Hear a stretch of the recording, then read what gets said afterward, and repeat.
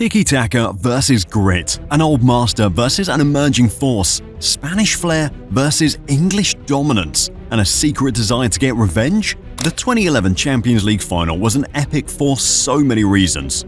The two teams on display were 90 minutes away from making history. Barcelona yet again on the edge, a second Champions League final in 3 years, the chance to finish the season with a domestic double. And while for Man United, they were looking to become the first side in the modern era to win the Champions League final twice. Sir Alex Ferguson had successfully rebuilt that Manchester United team again, but he knew if they were ever going to become as great as the side from 1999 or 2008, they'd need to overcome the team that had taught him a lesson 2 years earlier in Rome. And so, 90 minutes was all that stood in the rematch of the 2009 final. A chance for either Man United to exact revenge on this Barcelona team that was dominating Europe, or watch Barcelona on their part become the leading force on the continent. How did we get here? How did Barcelona prove themselves as being the team to beat? And how did United escape the odds to reach the final? To answer these questions, we've got to go back to that night in Rome. The first meeting between the two, and this was bound to be epic for so many reasons. Before I get into that though, a quick heads up, if you haven't hit that subscribe button to Football Historia yet, then click it down below. Right, back to the 2009 final now. In that moment, the Barcelona team of 2011 was only just beginning. A young Pep Guardiola stood on the edge, his debut season as head coach of the first team, and he'd taken Barcelona to win La Liga with a 9-point lead over arch-rivals Real Madrid. Key to that was his 22-year-old Argentine genius. Lionel Messi, coming into that final, had 37 goals and 19 assists in 50 games for La Blaugrana that season. Without a doubt the best player in the world at that moment, but Messi wasn't the only player on Pep's team capable of making a difference. The holy trinity of Barcelona's midfield was in the works: Xavi, Andres Iniesta, and Sergio Busquets. That season, the trio dominated teams with quick passing, movements, and the ability to find teammates across the pitch with ease. Key players like Carlos Puyol also emerged. Pep Guardiola had created a system. He created the 2.0 of this man's genius and turned it into his own. Europe was witnessing something they'd never seen before, and that was Pep's Barcelona. But to become the final boss, they had to beat the defending champions. On Man United's part, they were on an all-time high, back to where the team belonged. Just a year ago in 2008, they'd won the competition in Moscow, and now, 1 year later in 2009, they were back in the final again as defending champions, looking to become the first team in the Champions League era at the time to win the competition back-to-back. It wasn't going to be easy, but if any team could do it, it would be Sir Alex Ferguson's Man United.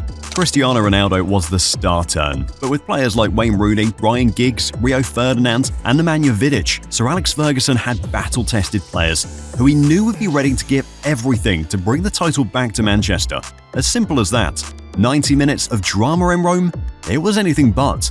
Goals from Samuel Eto'o and Lionel Messi settled it. Barcelona won the match and became champions of Europe for the first time since 2006, while Sir Alex Ferguson so desperately wanted a chance at revenge, and only 3 years later, he got it. The 2009 Champions League Final shocked the world of football and announced the changing of the tide in the game, but what happened in 2011 eclipsed it. Barcelona coming into this final had to pull out the stops. In the round of 16 against Arsenal, a Jack Wilshere-inspired Gunners team had Barcelona on the ropes.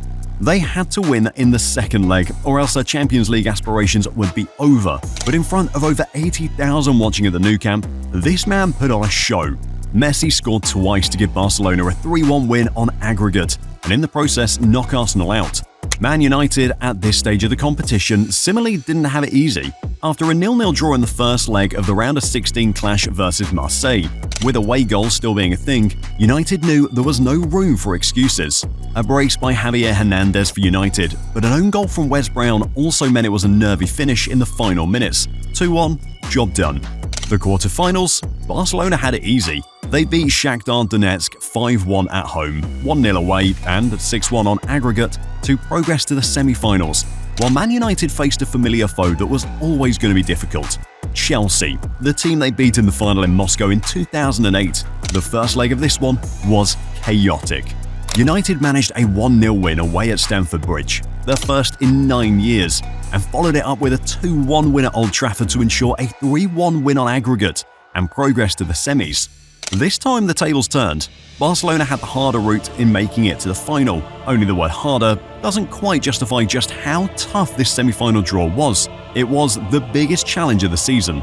El Clasico, against a Jose Mourinho-led Real Madrid team with Cristiano Ronaldo looking to stop them. And in the first leg showdown at the Bernabeu, it was Barcelona's star man that grabbed the headlines. 2 goals, each class, each worthy of the occasion. The ability to go past 4 Madrid players and finish effectively, and a near-post finish. The second leg ended 1-1, and just like that, Pep Guardiola's team was back in the final. Man United? They played the competition's surprise package in Schalke 04, and despite a Manuel Neuer-inspired performance for Schalke 04 in the first leg, United found a way through. They won the first leg 2-0 and won the second leg 4-1 to seal a ticket to the final. And so guys, the moment everything we've gone through so far has been leading up to: Wembley, the home of English football. It naturally made Man United the favourites with the advantage of the location. But Sir Alex Ferguson would have known that in games like this, it could easily swing either way. Sir Alex had learned the lessons of 2009. He knew if he wanted to get at this Barcelona team, then his United side had to make early pressure pay. Hernandez offside, Rooney running behind the lines, Ji-sung Park's tackle on Messi. Man United dominated the opening exchanges, particularly in the first 10 minutes, and Barcelona was yet to create any meaningful chances. It was only minutes coming. One incisive pass and David Villa was almost in, but for Rio Ferdinand's tackle, a gentle reminder of the serious threat Barcelona had and how easily they could change the game in a few seconds. After that chance, Barcelona began to settle into a rhythm. For the next 10 minutes, it was almost like a training drill. Man United's experienced team was being camped in their half by Barcelona, and La Blaugrana kept creating chance after chance. Pedro got in front of Ferdinand and came close.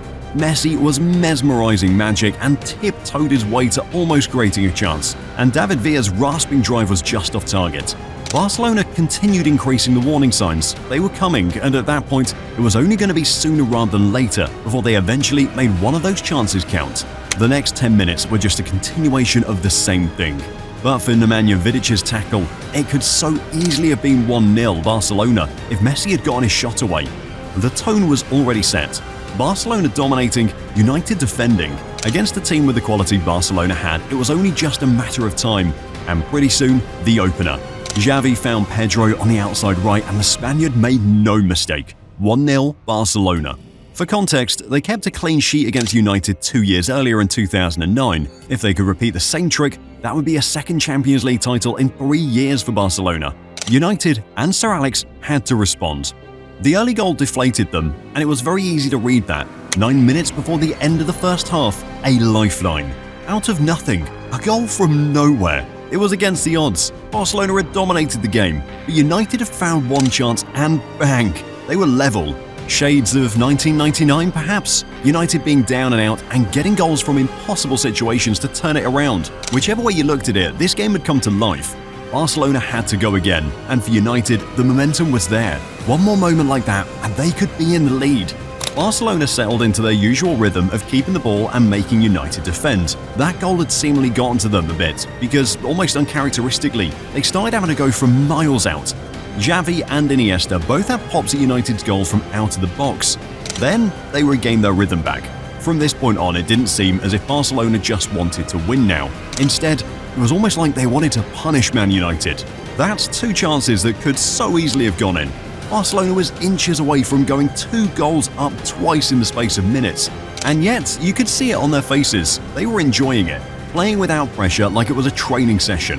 Half-time. The scoreline read 1-1. But in reality, Man United, even though they were level, had just survived one of the most brutal first halves Sir Alex Ferguson had ever seen. To say they were dominated would be an understatement. Barcelona had carved so many chances that had they converted at least half of them, they could have been 5-1 up in the final already. The second half resumed, and Barcelona quite simply just carried on from where they left off. Edwin van der Sar made a good save off Dani Alves, but again Barcelona's momentum was building. United sat back and wanted to defend. Big mistake. The problem with this is that you cannot defend for 90 minutes completely. There's always going to be that lapse in concentration, or that slip off guard. And in this case, Man United afforded a certain Lionel Messi too much room, and the rest became history. A thunderbolt from 25 yards out. Messi had now scored in back-to-back games against Man United, back-to-back finals. But more importantly, he had just put Barcelona 2-1 ahead, and you could see it on the faces of the Barcelona players. If getting the equaliser for the first goal was hard, getting a second with the current tempo Barcelona was playing at was always going to be mission impossible. Barcelona didn't stop. Antonio Valencia had more fouls on Messi than he had crossed into the opposition half. At this point, the United players had started losing it. Michael Carrick with the yellow card for that foul on Iniesta. Barcelona came close again. Messi's flick was cleared off the line, but what was incredible about this move was how Barcelona seemed to keep finding space, despite United having so many men behind the ball. You could sense the third was coming with the way Barcelona played. They weren't necessarily forcing the issue. They just kept the ball and turned Man United inside out. And on the 70th minute mark, Barcelona got the insurance third. David Villa, goal. At that point, you could signal the game over for Man United. United tried to fight back, and Rooney came close with an attempt, but even the bravest of United fans in the stadium would have known this was just a lost cause. It became more of a question of hoping the whistle would come soon, so it could end 3-1, because if this continued any further, that scoreline could become even more depressing. But United continued with a fight back. A potential handball shout, Nani going close. The Red Devils wanted to put at least some sort of fight back, but only one glance at the watch and you could understand why. Andres Iniesta went for an audacious lob that Edwin van der Sar spotted early, but the clock was mere seconds away from confirming what virtually everyone watching had known since the first whistle. Full time, Barcelona champions, Man United beaten. Barcelona reigned supreme, and in the press conference that followed, that's where the shocking bit was. Well, they do mesmerise you with their passing, and we never really controlled Messi, but many people have said that anyway. It's a great moment for them. They deserve it because they play the right way and they enjoy their football. It may seem like very little now, given where Man United is with recent history, but at the time we would have been talking about the biggest team in English football, the team that had been in 3 of the last 4 Champions League finals. That United team under Sir Alex was apex, and to see him like that, usually so confident in press conferences, but this time looking crestfallen and even admitting that Barcelona had mesmerised his team with their passing, it was almost unbelievable. He's not the only one who thinks so. To this day, I'd bet Rio Ferdinand still has nightmares. They took our soul, and Messi was the main ingredient. Barcelona did Man United a number so bad, it became a training session. And that was the difference, guys. As again, Rio Ferdinand puts it perfectly, while the one in Rome was close, the final at Wembley was a one-off. It felt like watching that one, like Barcelona allowed Man United to score, so there would be at least some sort of competitiveness in it, like they wanted the thrill of the chase, because again, they could have easily put so many other chances away. On his part, Pep Guardiola must remember that Champions League final and smile. The way his team played, the amount of star players he had. Even at Man City, he's continued with this habit of coaching some of the best players in the game. But quite recently, there's one talent that got away that's got Pep regretting his decision to sell. Want to find out why Pep Guardiola regrets selling Cole Palmer? It's all in the next video.